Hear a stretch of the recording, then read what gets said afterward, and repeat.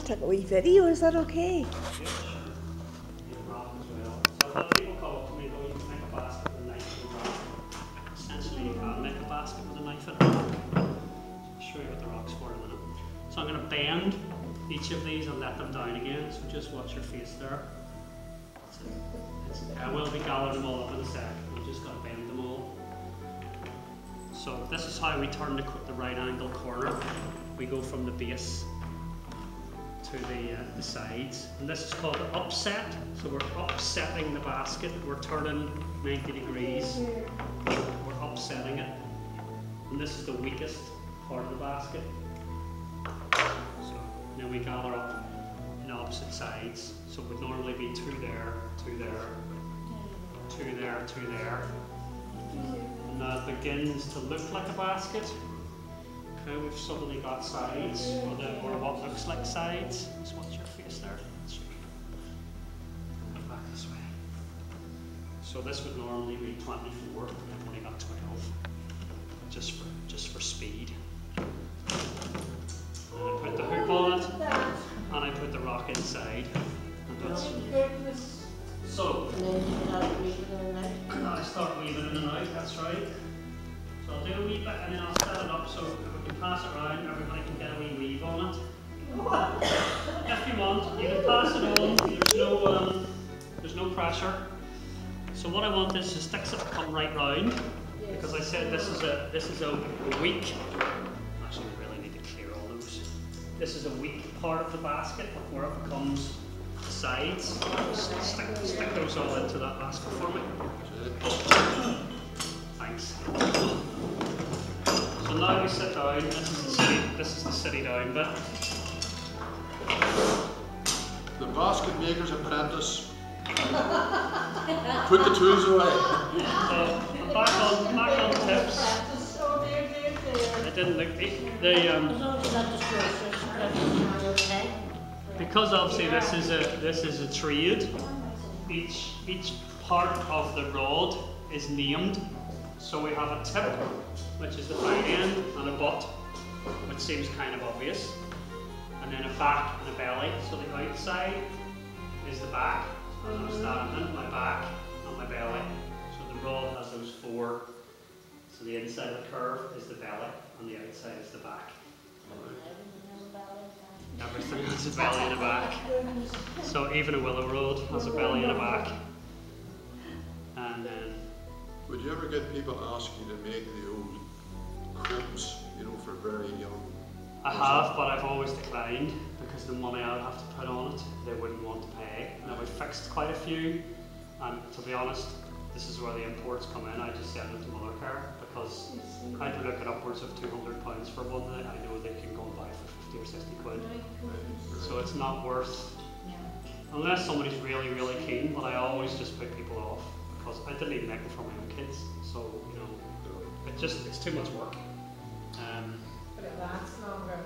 Well, you would have it a lifetime. I mean, and that's the ones we've mended have been in the loft. Maybe they've got a bit of woodworm, or they've had a bit of damage. They've been put away, and then maybe a wee unexpected baby's come along somewhere, and they come back out of the loft, and then they go, oh, that stand's broken, or there's a wee handle we need fixed there, or one, the whole hood mechanism had gone, we had to make a new hood.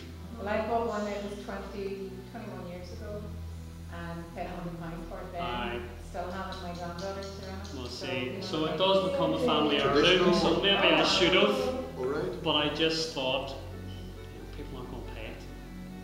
Whereas You didn't know Bernie, you say? I would have, because it's still by, you know, like, still students there before. So I'm working. What's the case though? I mean, and was that was obviously from a basket maker, rather than just out of a shop? But it could have been the shop could, because they had the softer ones that you see the most basket type thing. Water hyacinth is the most common one now. We have one, somebody gave us a water hyacinth one. It's kind of plaited. It's like a rope, kind of very soft looking. Well, this is quite hard, which is like that. It's never lost its shape or anything. No. I think some of the softer ones inside a wee bit in that there. We had one. The only reason we've kept it is for the wee daughter to put dolls in. We're going to get her a doll and stuff for Christmas, and she's getting a doll from Santa, and she's going to got a wee pram and stuff, so how well this is going to work with the space that I've created, but it's normally obviously it's a lot tighter than this, but we'll see how we get on.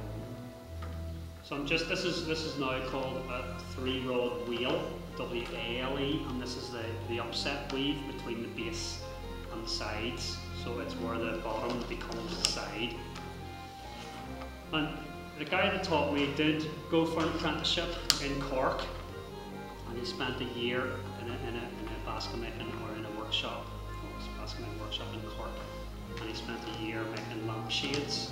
I don't know if they were raffia lampshades, if they were willow lampshades, but he spent a year making lampshades, and he kept asking throughout that year, when do I get to make baskets? And he said, no, you're just you're at the start of your apprenticeship, you make lampshades. So after about a year, he got fed up, and he decided he didn't want to be a basket maker anymore, and he was going to be a sheep farmer, and he bought this farm. Found him and his wife, I don't know whether he was just a divorced then, but they found. Anyway, they moved to the Mayo-Galway border, right on the southern edge of Galway. It's near Cong, which some of you might have been to, because where the Quiet Man was filmed. Yeah. Okay, so it's just up in the hills from Cong is where he is based.